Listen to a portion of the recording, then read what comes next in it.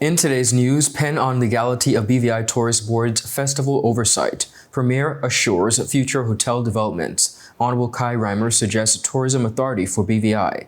Civil works conducted in the PARAQUITA Bay area. Top performers honored at BVIFA Media Day. And potential tropical depression is forming. A private plane crash lands at USVI airport. We have the details of this and so much more when 284 News returns.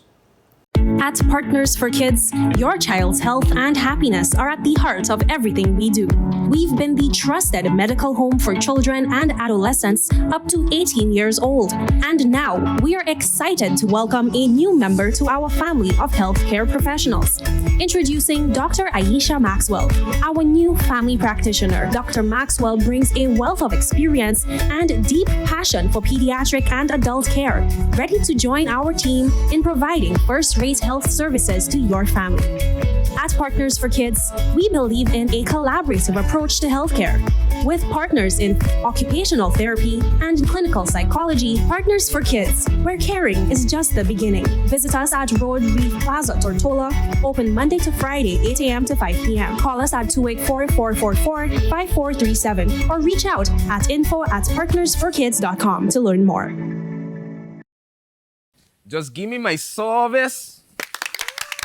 Yeah. Just give me my service. Just give me my service. Make the switch to CCT and get connected today. Unlimited talk, text, and data. Visit any CCT store or call us at 444-4444. CCT, Life Unlimited. He hit me. Will CG cover this? Don't worry. Remember when I was in that competitive arm wrestling circuit? Three-time champion, baby. I did feel bad crushing all those arms and dreams. So I took them all out for ice cream. And then we got crushed. Anyway, CG handled my claims fast. That explains the arm. The best cover for the best value. CG Insurance. Good like that. Hello everyone and welcome to this edition of 284 News. It is Monday, September 23rd, 2024. I'm Ron Grant, bringing you the very latest out of Tortola in the Virgin Islands. A happy Monday's wish to each and every one of you. Thank you so much for joining us. Beginning our newscast, during a debate in the House of Assembly, Tourist Board Bill 2024, the Honorable Marlon A. PENN, member for the 8th District, raised concerns about the legality of the Tourist Board's continued assumption of duties still legally held by the Festival and Fairs Committee. PENN argued that without proper legislative action, the Tourist Board's current handling of festival and fair responsibilities, including budget allocation, may be unlawful.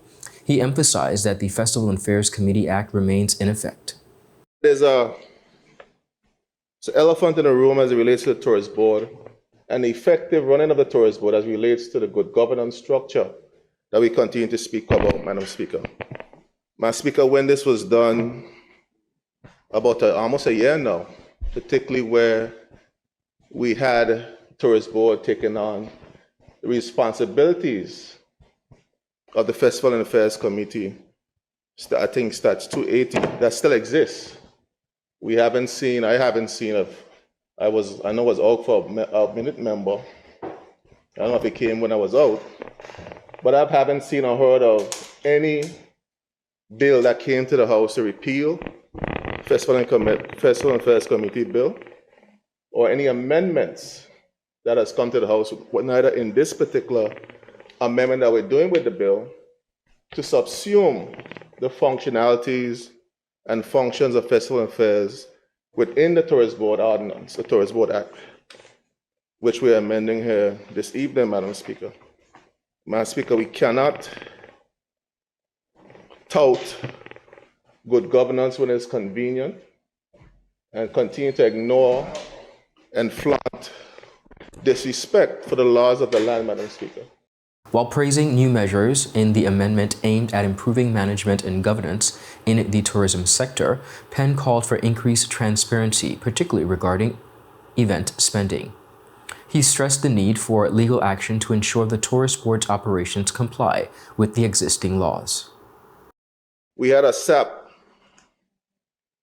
just a few weeks ago, where we saw where Tourist Board got some over $900,000 in funds to satisfy a music festival. And we yet to see the full figure in terms of the money that was spent on that particular music festival. And Speaker, we heard the numbers surrounding last year's festival, which was close to $3 million. And here we have again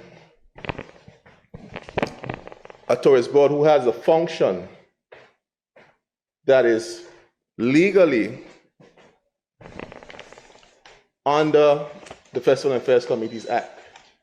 Act not repealed, act not suspended like we did for the Trade Commission. But the tourist board is carrying on functionalities that is not its responsibility as a legal entity. And we're talking about good governance. And my understanding is close to several $1 million that was spent on the Festival and Fairs, the 70th anniversary that we celebrated just a few months ago, Madam Speaker. Madam Speaker, we have to make these adjustments, Madam Speaker. I call on the Premier and this government to deal with this issue. Honorable PENN warned of potential future challenges for the board due to the lack of necessary legislative changes. He criticized what he perceived as selective application of good governance principles, noting the board's seemingly illegal operations concerning festival management. It's going to put this country and this entity in serious liability. Madam Speaker, let's say, for instance, there's a clause in this bill speaking about indemnification of liability of board members. Right now, if anything or any lawsuit should come about regarding the last festival that was held and managed by the festival and by the tourist board, not the entity that was responsible, which is the Festival and Affairs Committee, there's serious potential liability for the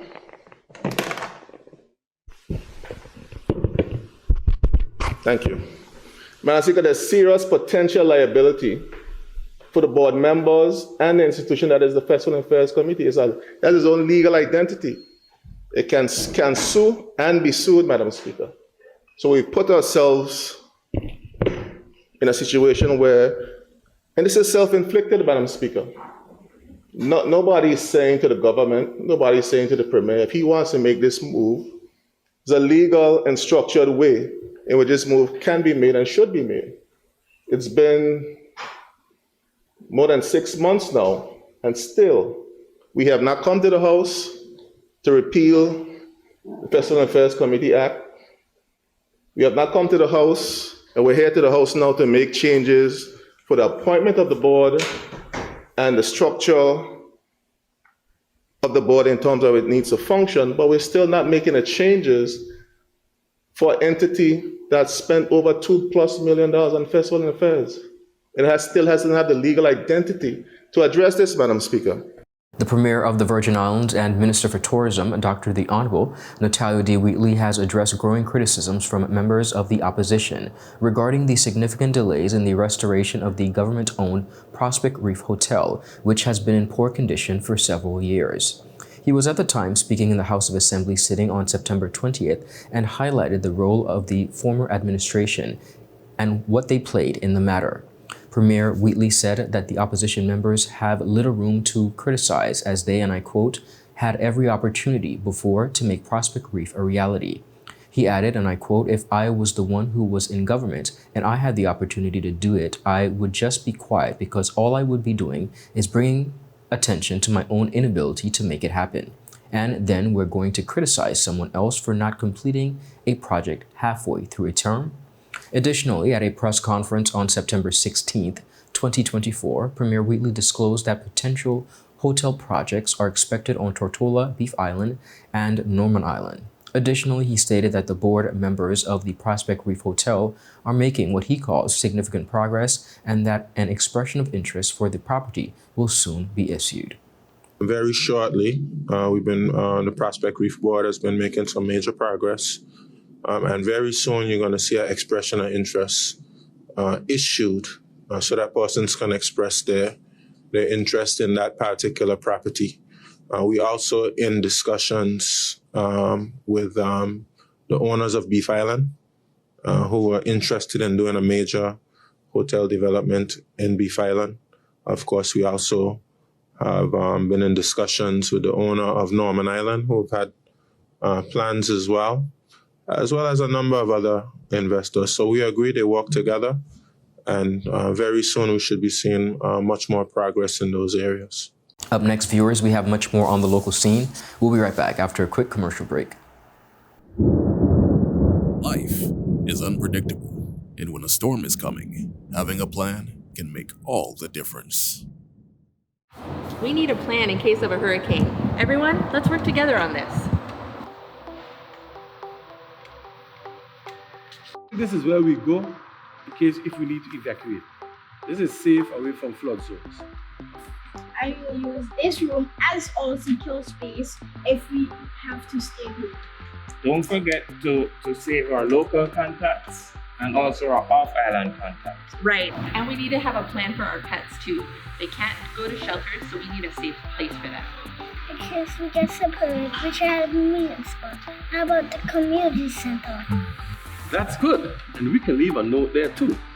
I feel safe knowing we have a plan.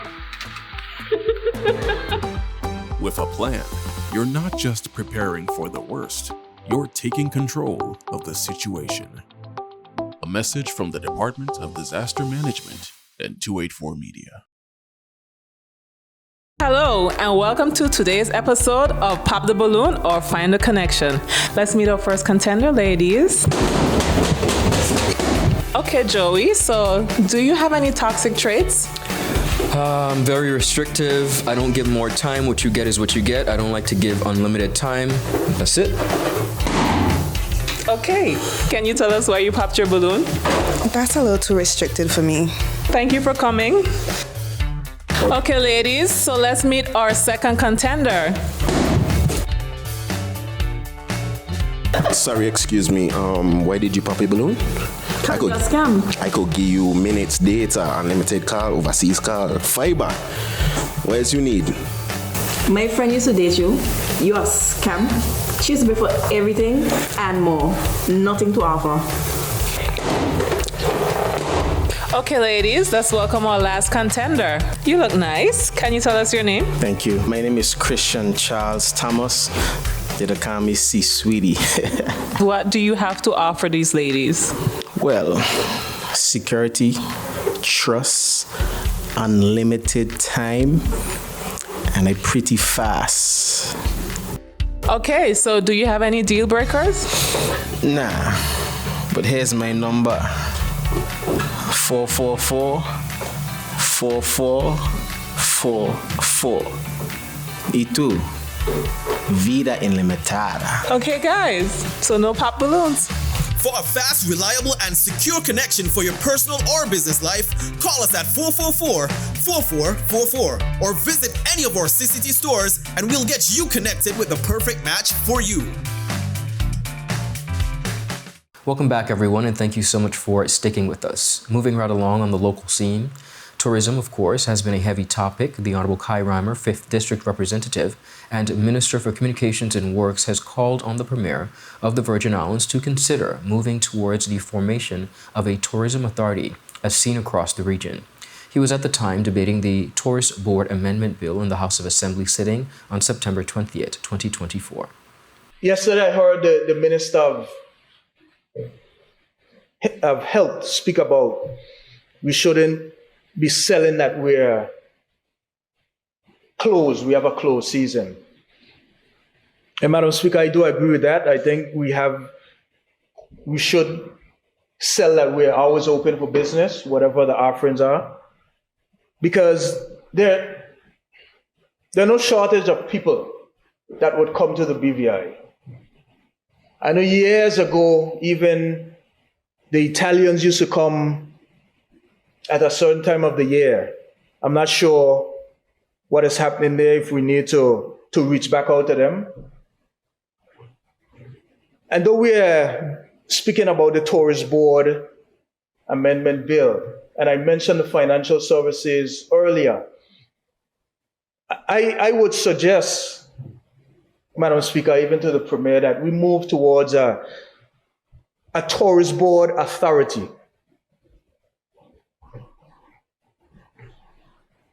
Or tourism authority. I know when I go to Sea Trade and you see the other islands, they have a tourism authority. Additionally, RYMER called for extensive training for all tourism stakeholders to better sell the Virgin Islands. Tourism is everybody's business. I know while working at the Department of Motor Vehicles, every taxi driver had to be able to do a test. And that test included knowing the BVI, knowing the sites.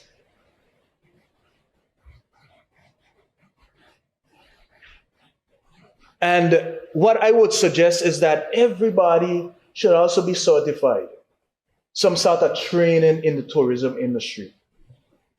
I'm talking about from time you leave or you arrive to any port in the BVI, the person that is receiving you, whether it's on the ferry or at the plane, they are trained. You reach to customs, immigration, they are trained. You go to the taxis, they're trained. You go to the restaurants, they have some sort of training. Because when you go to the restaurant and you want to engage in a conversation, sometimes they want to know about your history. What about the BVI? You know, we import a lot of labor, and sometimes these persons don't have a clue about the BVI. So I think that is something that we should consider for our tourism products, so that we would be able to, whomever the face is, they would be able to sell the BVI. Honorable RYMER also called for swift action towards adding more hotels to the BVI's tourism product, including Prospect Reef Hotel. I just want to encourage persons. I know that I mentioned the Rockefellers, but then also, you know, there are a lot of local investors. As recent as Quito is just being acquired by Vanderpool, and you know, we hope to see more of that. More persons in our local community. We have another hotel supposed to be started by the O'Neills. Well, Madam Speaker, we speak a lot about, you know, Prospect Reef and Norman Island and Beef Island development. Madam Speaker, I think the Premier need to let what's happening there. We've been speaking about it for some time now. We want to see where we cut some ribbons.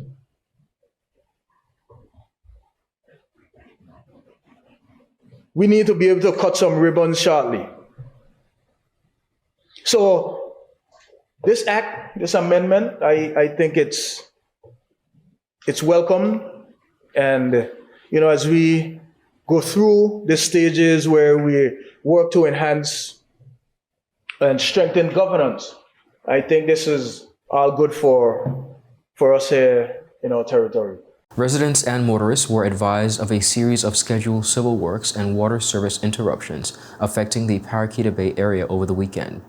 Civil works commenced in the Paraquita Bay area from the entrance of the Department of Agriculture and the abattoir on Saturday, September 21st, Sunday, to September 22nd. During that period, motorists were urged to follow traffic directions and signage to ensure a smooth flow of traffic through the repair area. Residents and businesses within the area from Bogus Bay to Paraquita Bay also experienced a scheduled water service interruption on Saturday, which was necessary to repair a main leak in the water system. In addition, the public was notified that the Water and Sewage Department's water testing services will be unavailable from Monday, September 23rd to Friday, September 27th due to scheduled training for lab technicians. Now, normal testing services will resume on Monday, September 30th during the department's regular working hours. Up next, viewers, we have much more on the local as well as regional scene. There are many ways to enjoy life, like so many ways to count on Popular.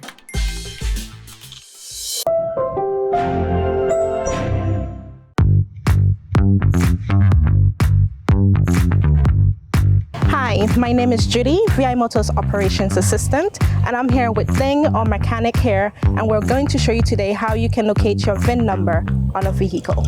Your vehicle's VIN, or vehicle identification number, it's a unique code specific to your car.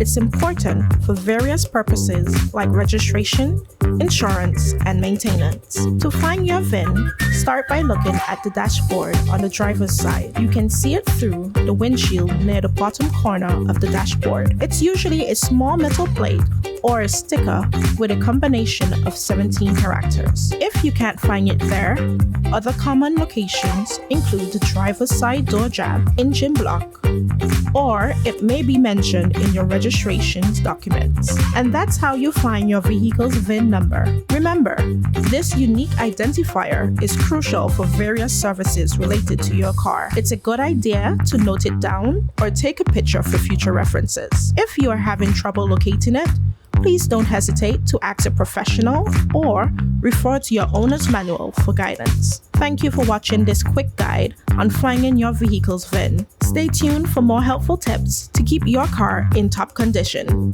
Visit us at Dove's Bottom or at our Parts Point location in Virgin Gorda, or call us at 494-2496 or our website at www.vimotors.com. Attention Anegada residents! Attention Anegada residents! CCT is coming to you! That's right! CCT will be visiting Anegada every third Friday of the month. Need to pay your bill? Sign up for a new service? Or have a customer service concern? CCT has got you covered! No need to leave the island. CCT is here to make staying connected easier than ever.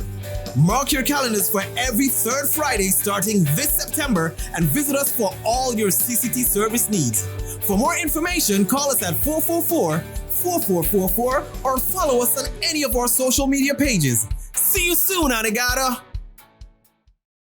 Welcome back, everyone, and thank you so much for sticking with us. Moving right along, the BVI Football Association celebrated the outstanding performers of the 2023-2024 football season at its second annual Media Day and Awards ceremony on Sunday, September 22nd at the A.O. Shirley Recreation Grounds. Take a look at this report. The event highlighted the achievements of top players and clubs who were honored for their dedication and performances throughout the season. Players and representatives from the winning teams of the various football tournaments were in attendance, with both the men's and women's league champions World Youth Football Club proudly collecting their trophies after a historic season. Virgin Gorda United took home the Emmett Keynes Knockout Cup trophy, while Avengers Football Club claimed the 7 vs 7 Knockout Cup in the women's tournament. Among the top individual awardees was Phil Nelson, who earned the title of Male Most Valuable Player, while Kyla Richardson was named Female Most Valuable Player. The Golden Boot Award went to Hugo Liziario, who set a record with 25 goals. In the female category, there was a tie for the Golden Boot with Kyla Flats and Eva Carey, both scoring 8 goals. In the goalkeeping department, while not present to collect their awards, Mackay Waters was awarded the male Golden Glove and Brittany Peters the female Golden Glove title. VG United's Jaden Kwashi was recognized as the male Best Young Player, and Avengers FC Chelsea Dyer took home the female Best Young Player award. Other notable awardees included Jermaine May for the referee of the season, Richie Morton for the men's league coach of the season, John Riley for the female league coach of the season, Gloria Foy for the female league manager of the season, and Jermaine Abrams for the men's league manager of the season. Speaking at the event, the BVI Football Association President Avanel Morton congratulated all the awardees for their stellar performances and shared exciting plans for the upcoming 2024-2025 football season. He revealed that a new proposal is underway for the redesign of the East End Football Stadium, differing significantly from the plans proposed a decade ago. Our intention is to continue the development of the East End Football Stadium. There's a new proposal, a new setting, a new stand, and everything in place. So far, we have 4 tenders that arrived in the BVI for the past 3 weeks, tendering on our process. I know it will take at least 12 to 13 weeks to finish the stadium, which is a different stadium plan that we proposed 2014, 2015. We're going to have a new lighting system, a new artificial turf with chipwood underneath of the artificial turf. And then we're going to make sure we have proper fencing and tenders along the way. We are also looking for corporate companies to continue join us at the Football Association to get sponsorship for the 2024-2025 league. President Martin went on to share plans for introducing several new leagues and tournaments in the new season, aiming to make football a more inclusive community sport across the territory. We are planning also a district league, a youth league, and some futsal league across the island. Even our BDO football school league that will be starting on the 16th, which Mr. Ryan will expand that a little more. We're going to start on the 16th, and we are happy to have 284 Media, CCT, and BDO along with us with a lot of corporate companies who are sponsoring individual schools. We are not going to play those games at East End only. We're going to play them across the entire country. We're going to make football this year a community sport, not just one place. We're going to play at East End, we're going to play at AO Shirley, we're going to play at RTS Catliff, Cedar School. So we're going to just make it grand this year. We're going to make football different. We're going to go forward and make sure that football continue to be the #1 sport of the British Virgin Islands. And again, thank you for having us here today to present to you the executive body, the clubs, the trophies, and everything. Also present at the event was Ryan Gulak, Managing Director of BDO, who expressed pride in BDO's continued sponsorship of the Schools League for another year. He reaffirmed the company's commitment to supporting youth football development in the BVI. The BDO Schools League is probably the quintessential development program here that helps to feed the power of the National League and the national program here in the British Virgin Islands. So we're very proud as to the strength that the league has been able to create over the years. We've been a sponsor of the league since 2012 continuously, and it's something that we're very proud of because it not only promotes the football program and development of football, but it also promotes the development of wellness amongst all youth in the territory, and that's something that we as an organization are very proud of, and we as a community, as a country, should be very proud of as well. Reported for 284 News, I am Kamal Haynes. The Department of Disaster Management is closely monitoring a tropical wave that has emerged off the African coast, approximately 2,800 miles southeast of the territory. The NHC stated Monday that the wave is moving into an area conducive to development, with the potential to form a tropical depression later this week. The DDM urged residents to remain prepared and ready to implement their emergency plans if necessary. The department will continue to track the system as it progresses westward. The tropical wave's development comes as the Atlantic hurricane season is at its peak, typically occurring between mid-August and late October. Over in St. Thomas, United States Virgin Islands, the Cyril E. King Airport on St. Thomas closed its runway Sunday following the crash landing of a private aircraft, causing flight diversion as well as delays. The U.S. Virgin Islands Port Authority reported that the Beechcraft Baroon, owned by local dentist Dr. Trevor Connor, made an emergency landing around noon. Reports in local press say that the aircraft came to rest on grass off the runway strip.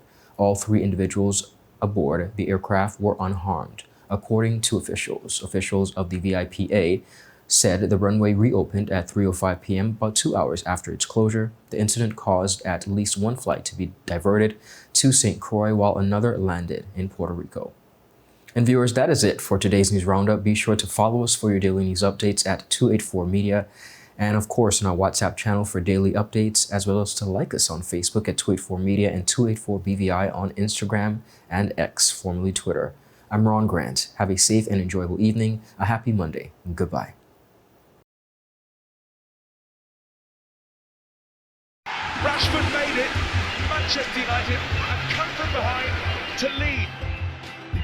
At home or on the go, watch CCT Live. Download our app and carry your favorite TV shows, news, or live sports anywhere you go. Visit cctbvi.com/live, select your package, and tune in.